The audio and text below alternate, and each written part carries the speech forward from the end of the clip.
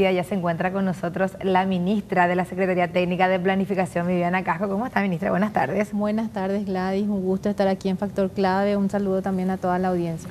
El otro día conversamos muy cortito, entonces le habíamos invitado, le habíamos sacado la promesa de venir aquí con nosotros a compartir y explicarnos un poco de este nuevo proyecto de ley de compras públicas que tiene como bondades en comparación a lo que hoy tenemos en la legislación de contrataciones. Sí, primeramente hay que aclarar, Gladys, que estamos hablando de un proyecto nuevo, no es una modificación a la 2051, que es la ley actual, que data del año 2003. Entonces ya casi 20 años ya tiene este proyecto, la ley de contrataciones públicas. Entendemos de que respondió a las necesidades de ese momento, vino a ordenar todo el sistema, pero tenemos que dar un paso más hacia la innovación y eso es lo que busca este proyecto de ley básicamente. Amplía un poco esa visión que hoy tenemos del proceso solamente de compras públicas. Hoy estamos muy centrados en todo el proceso burocrático, muy administrativo y no miramos el fin, que es satisfacer las necesidades de la ciudadanía. Ver también que otro factor clave que es la calidad del bien o servicio que le está llegando a la ciudadanía. No tenemos esa visión dentro del proceso de compras públicas. Estamos muy centrados en si cumplimos o no las etapas, si cumplimos o no los procesos, y ese no es el fin de las compras públicas. Las compras públicas no tienen que satisfacer a las instituciones públicas, sino tienen que satisfacer a la ciudadanía. Entonces lo que buscamos es ampliar esa visión muy centrada en las compras públicas y le incorporamos otras etapas que son muy importantes y probablemente muchos se preguntarán, ¿y no se realizaba eso? Y en puridad o de la manera correcta no, ¿verdad? Incluimos una etapa de planificación muy fuerte en la etapa de anteproyecto del presupuesto. Ahí es donde entra el rol del Ministerio de Hacienda en este proceso, de realizar un análisis más riguroso, más fino, por parte de las instituciones y también por parte del Ministerio de Hacienda, que es la que va a liderar esta etapa porque está vinculada al presupuesto, y en el caso de la STP vinculada al Plan Nacional de Desarrollo, que las compras públicas estén vinculadas a los objetivos que están dentro del Plan Nacional de Desarrollo y también que respondan a la real necesidad de las instituciones. O sea, por ejemplo, ministra, una institución va a tener que justificar por qué realmente necesita agua mineral de determinada característica. Claro. Entonces le vamos a pedir a las instituciones que hagan un análisis mucho más fino, mucho más riguroso de lo que van a comprar para el ejercicio fiscal siguiente, y eso enlazado con la disponibilidad de recursos que va a tener el Ministerio, el Tesoro en este caso, y también un estudio ya de mercado previo. ¿Qué significa eso? De que vayan evaluando cuál es la posibilidad de que el mercado esté o no en condiciones de satisfacer esa necesidad que tiene la institución. La última etapa que también vamos incorporando con otras reglas, con reglas mucho más claras, es la etapa de evaluación. Queremos que las compras públicas sean evaluadas por parte del comprador y también por parte de la ciudadanía. Eso va a servir como un proceso de retroalimentación del todo el proceso. Por eso hablamos dentro del proyecto de ley que estamos hablando de una cadena integrada del sistema de suministro público. La compra pública no es un proceso nada más, sino es un sistema. Entonces, por eso es que estamos hablando de ahora, dentro del proyecto de ley se denomina proyecto de ley del sistema de suministro y contrataciones públicas. Entonces, ampliando esa visión, no solamente centrada en la compra pública, no solamente centrada en esa visión de proceso y en el menor precio, porque yo creo que en el caso de las compras públicas vale decir que muchas veces se da lo que comúnmente se dice que lo barato sale caro, ¿verdad? Muchas veces vemos de que escuchamos quejas en los medios de televisión o las radios, que los techos de las escuelas se caen o que los lápices que les llegan dentro del kit escolar a los niños no sirven o cualquier otro servicio que eventualmente no satisface la necesidad que se tiene o del niño o de la ciudadanía en su conjunto. Entonces, por eso incorporamos lo que denominamos valor por dinero, donde no solamente miramos el precio, sino también miramos otros factores como la eficacia y la eficiencia. Eso está muy vinculado a todo, en proyecto utilizamos esa metodología, entonces lo que se va a hacer es evaluar en qué caso se va a poder utilizar el concepto de valor por dinero dentro del sistema de compras públicas. También se innova desde el punto de vista de que se incluyen muchas modalidades de compra. Hoy estábamos muy limitados. También se incluye, por ejemplo, lo que se denomina compras inclusivas, que lo que busca es beneficiar a ciertos sectores, le podríamos denominar hoy desprotegidos, como en el caso de mujeres trabajadoras o las personas que están privadas de libertad, que beneficia a esos sectores que hoy no pueden ser proveedoras del Estado, pero que podemos ayudarle desde el lado del Estado para que puedan ir generando también ingresos y apoyar desde el punto de vista económico.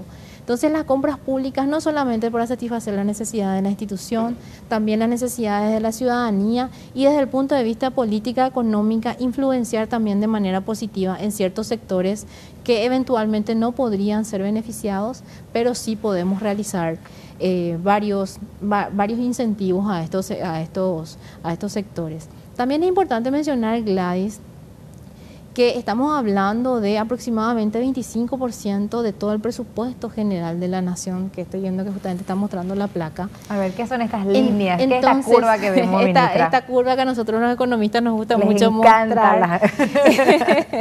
Va mostrando cómo ha evolucionado las compras públicas en los últimos años. El año donde mayor proceso de licitaciones se dio fue justamente en el 2019, producto y efecto también del plan de reactivación económica que había presentado el gobierno. Entonces, en promedio, en los últimos 5 años estamos hablando de 8,3% del Producto Interno Bruto, alrededor de 3.000 millones de dólares. Estamos hablando de un componente del gasto público muy importante. Y esto también responde a lo que la ciudadanía hace rato nos está demandando a nosotros desde el Estado, es mejorar la calidad del gasto público. Entonces se enmarca dentro de varias reformas que ya hemos venido trabajando desde el inicio de gobierno. La primera fue mejorar los ingresos públicos, que fue la ley de modernización tributaria que se había aprobado en el 2019, luego presentamos el proyecto de ley de servicio civil, ahora estamos trabajando en este proyecto de ley de compras públicas y seguramente vamos a ir trabajando en otros proyectos de ley que tenemos dentro de la carpeta, que es estructuras del Estado. Entonces, aquí lo que muestra es justamente esas etapas que yo te había mencionado anteriormente, lo que es la planificación, la evaluación, que busca siempre una mejora de la calidad del gasto público y que forma parte de un sistema, no es un tema aislado. A veces escuchamos de algunas instituciones o ordenadores de gasto que dicen que tienen que ejecutar su presupuesto porque ya llega a fin de año y tiene que ejecutar, no realmente porque necesite. Y cuando se le plantea, ¿y por qué no dejar nomás ejecutar? No, porque si es que no ejecutas después ya te reducen tu presupuesto para el siguiente año. Sí. ¿Y no es mejor acaso eso luego reducir el gasto público? Es decir, ¿acaso no apuntamos todos a eso como ciudadanos paraguayos? Y por lo visto que no, ¿verdad? No, y lo que pasa generalmente, y nos pasa a muchas instituciones públicas, y hace poco la Dirección Nacional de Contrataciones Públicas estaba comentando la cantidad de procesos licitatorios que se abrieron en los últimos días, ¿verdad? Entonces, no planificamos bien, es una de las mayores debilidades que tenemos mirando ahora el sistema de compras públicas. Entonces, eso es lo que nosotros ahora estamos buscando, que las instituciones trabajen en un proceso de planificación, que hagan estudios de mercado, no solamente mirando el precio, sino la calidad, y todo eso va a servir de insumo a la hora de tomar la decisión de cuáles podrían ser las metodologías de compra más eficientes. Eso también tiene este proyecto de ley. Estamos hablando de compras conjuntas para que las instituciones, siempre damos el ejemplo de salud, IPS, por ejemplo, ¿verdad? De que salud, IPS y clínicas puedan realizar una compra conjunta. Eso podría eventualmente también dar una mejor calidad, mejores costos. Y cuando hablamos de compras conjuntas también es importante aclarar de que no estamos hablando de que le vamos a dar a un solo proveedor. Podemos darle a varios proveedores, podemos trabajar en esa línea. Entonces, lo que muchas veces se interpreta es que queremos trabajar con un solo proveedor porque el proveedor es grande, etcétera. No, lo que buscamos justamente es que la compra pública sea un instrumento de política económica. No es solamente comprar y listo, ¿verdad? Bueno, y en ese sentido, otro de los puntos también que me parece interesante mencionar y que tiene que ver con las sanciones a las proveedoras que no cumplen, o también funcionarios públicos que quizás no se ajustaron a lo que dice el espíritu de la ley, en cuanto a poder aprovechar esa eficiencia en la compra pública. Muy buen punto el que están señalando, Gladys, porque otra de las innovaciones que tiene este proyecto de ley es que introduce dentro de nuestra normativa administrativa el conflicto de interés. Entonces el conflicto de interés se da cuando el funcionario público puede influenciar en alguna etapa del proceso. Se determinan dentro del proyecto de ley las sanciones que va a tener el funcionario. Eventualmente se declararía nulo en la etapa donde se identifica de que hay influencia del funcionario público. Eso es por el lado del funcionario. Y por el lado de las empresas se introduce en el artículo 21 se menciona todo lo relacionado a las empresas vinculadas, que es una de las cuestiones que fuimos observando durante la pandemia, que una empresa, Gladys tiene una empresa, su empresa fue sancionada por la Dirección Nacional de Contrataciones Públicas por alguna de las causales de la sanción.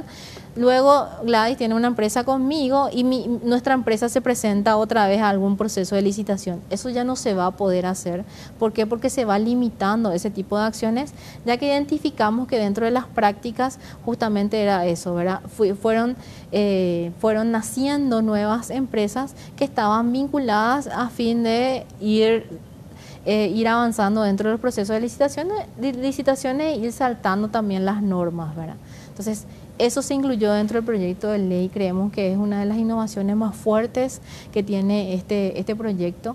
También en cuanto al grado de parentesco, o sea, si existen limitaciones para presentarte a una propuesta de licitación, y se dieron ciertos casos últimamente en donde se llama licitación a el servicio de limpieza dentro de la STP, y de las 4 empresas que se han presentado, toditas están vinculadas en grado de parentesco, o sea, son hermanos, parientes, primos, etcétera, ¿verdad? Entonces, todo eso se va limitando dentro de este proyecto de ley, y creemos de que podría ser una de las principales fortalezas que tenemos. Ahí viste como ejemplo el rubro limpieza. Sí. Muy a menudo se tienen inconvenientes en este sector. Se le adjudica por lo general a la oferta más baja y en general en los papeles cumplen la empresa, pero después nosotros recibimos, y también el Ministerio de Trabajo recibe denuncias de los trabajadores que había sido esa empresa paga por debajo del mínimo del salario de sus trabajadores. Entonces consiguió el precio más bajo, pero a costa de ¿qué? Del sacrificio de cumplir el salario legal vigente, por ejemplo. Sí, totalmente. Entonces tratamos de ir corrigiendo dentro de este proyecto de ley varias de esas cuestiones. También, Gladys, es importante comentar que este proyecto de ley es una ley marco. Entonces eso también es importante que nosotros como ciudadanos vayamos entendiendo qué es lo que es una ley marco. Una ley marco es una ley general que se pueden ir estableciendo reglas operativas a nivel de decreto. ¿Por qué? Porque muchas de las cuestiones que identificamos durante la pandemia fueron esas. Teníamos que irnos hasta el Congreso para poder levantar ciertas trabas que tenía la ley de contrataciones, y muchas veces el culpable era el Estado por no avanzar y realmente tenía limitaciones legales. Entonces, dentro de lo que pudimos recoger y dentro de las cuestiones que podrían ser incorporadas a nivel de decreto, nosotros sugerimos las cuestiones operativas, incluirlas en un decreto, en el decreto reglamentario de la ley, a fin de tener mayor flexibilidad a la hora de operativizar las acciones. Y ministra, por último también, y agradeciéndote tu amabilidad que viniste hoy aquí con nosotros, ¿qué opina de este planteamiento de la Federación de MIPYMES de que esta ley, aprovechando que se va a tratar ahora y que es tan importante, ya incorpore un artículo que diga que se reserva un cupo para las MIPYMES, así como se reserva para las personas presas o para personas vulnerables, en situación de vulnerabilidad, también dejar un porcentaje específico para las MIPYMES?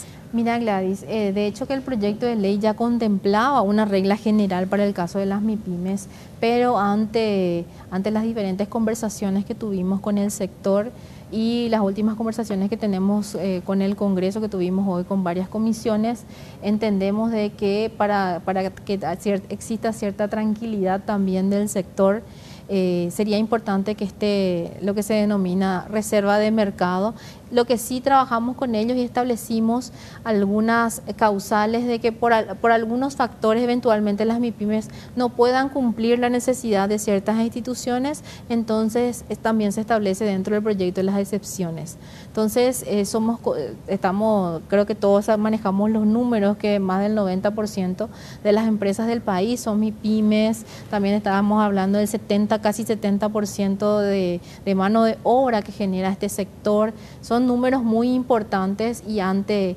el pedido de este sector, nosotros sí estuvimos trabajando con el Congreso para ir incorporando las solicitudes.